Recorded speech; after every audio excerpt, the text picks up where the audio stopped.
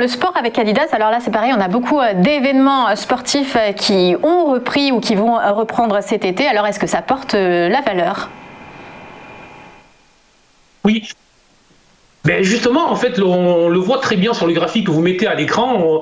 On est sur une configuration qui est très intéressante. C'est une configuration que je commente souvent ici même, que l'on appelle un trading range, une phase de consolidation, une phase en fait à plat où la valeur évolue de manière horizontale entre une zone de résistance et une zone support.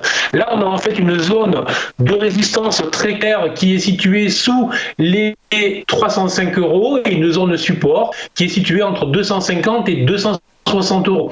Systématiquement, à chaque fois que le titre est venu chercher les 305 €, les vendeurs ont pris la main. Et lorsque les vendeurs ont pris la main et que la valeur s'est approchée des 250, 260 €, les acheteurs sont revenus. Donc, tout simplement, il faut considérer que tant que cette phase continue, il ne faut surtout pas essayer de la contrer. Donc, en cas de retour vers les 250 €, si on avait un été plus ou moins agité, je pense que ça sera très intéressant de revenir sur cette valeur.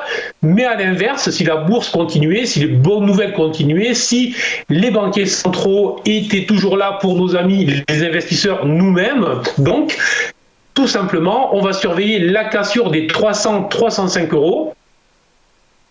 Et si on avait une cassure en données hebdomadaires, à ce moment-là, on devrait avoir une cible logique vers les 355-360 €. Donc, un upside d'une vingtaine de %, très intéressant, bien évidemment. Donc, tout simplement, je conseille de surveiller ces deux niveaux, le niveau résistance et le niveau support, dans les prochaines journées, voire les prochaines semaines.